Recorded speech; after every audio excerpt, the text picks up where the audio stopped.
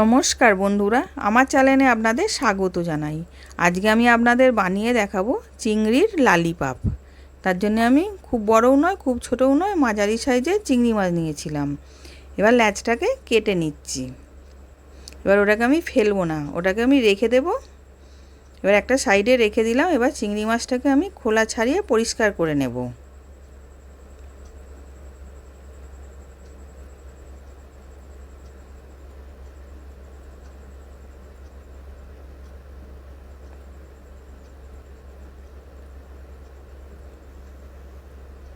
এরকম করে আর একটাও আমি দেখাচ্ছি।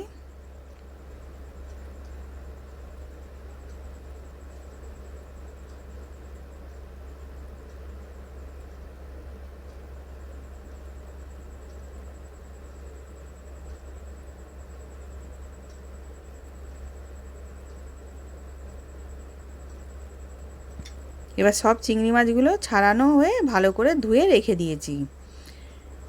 এবার আমি মিক্সির জারের মধ্যে দিয়ে দেব, দিয়ে আমি ওটাকে পেস্ট করে নেব।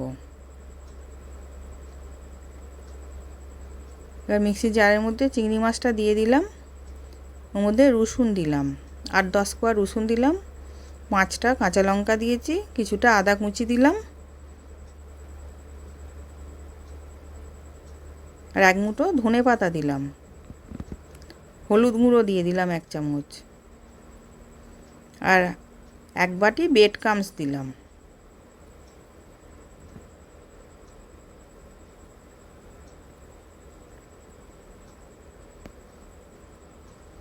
এবার স্বাদ অনুযায়ী নুন দিলাম, দিয়ে এবার ওটাকে পেস্ট করে নেব। এবার পেস্ট করা হয়ে গেছে, আমি একটা থালার মধ্যে ঢেলে নিলাম।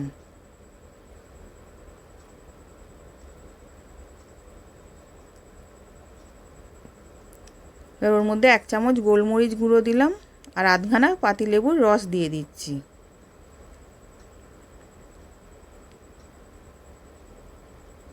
এবার সব ভালো করে একসাথে মেখে নেব।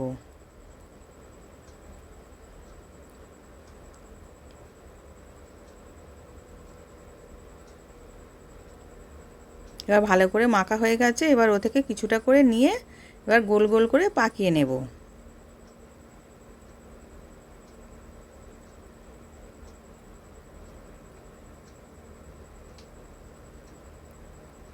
এরকম করে আমি সবগুলোকে করে নিচ্ছি।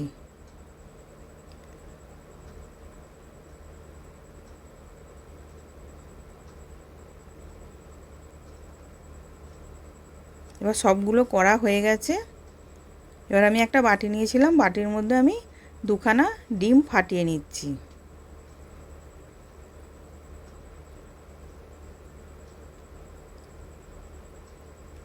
ওর মধ্যে নুন দিলাম স্বাদ অনুযায়ী, দিয়ে ভালো করে ফেটিয়ে নেব ডিমটাকে।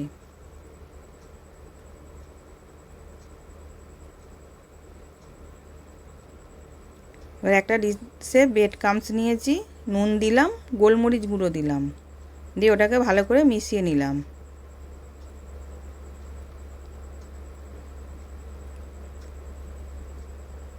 একটা চিংড়ি মাছের লালিপাপ গোল গোলগুলোকে নিয়ে ডিমের গোলায় ডোবালাম, ডুবিয়ে এবার ব্রেড ক্রাম্বসে কোট করে নিচ্ছি। আমি 1 কোট করেছি, আপনারা চাইলে 2 কোট করে নিতে পারেন।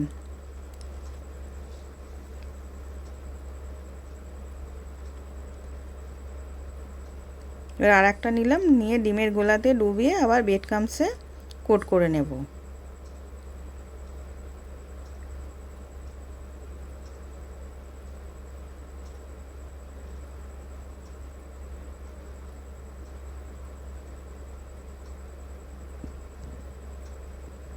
এরকম করে সব করা হয়ে গেছে।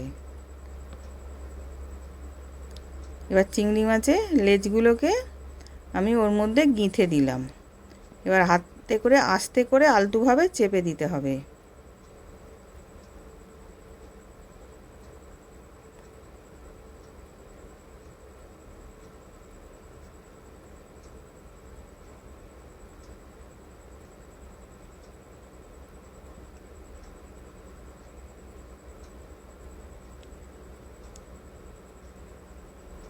এরকম করে সবগুলোর মধ্যে করা হয়ে গেছে।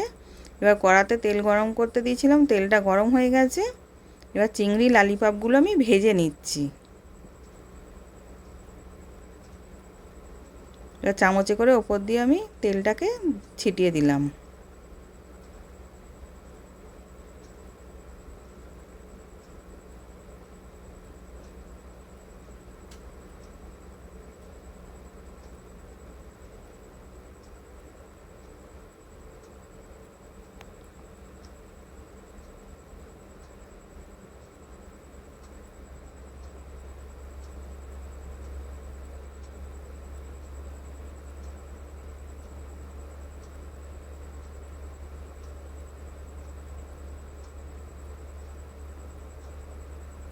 এবার উল্টে পাল্টে লাল লাল করে ভেজে নেব।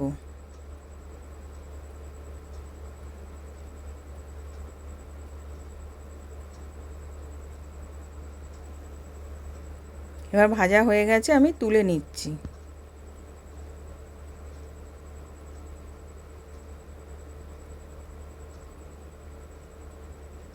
এবার চিংড়ির লালিপাপ রেডি।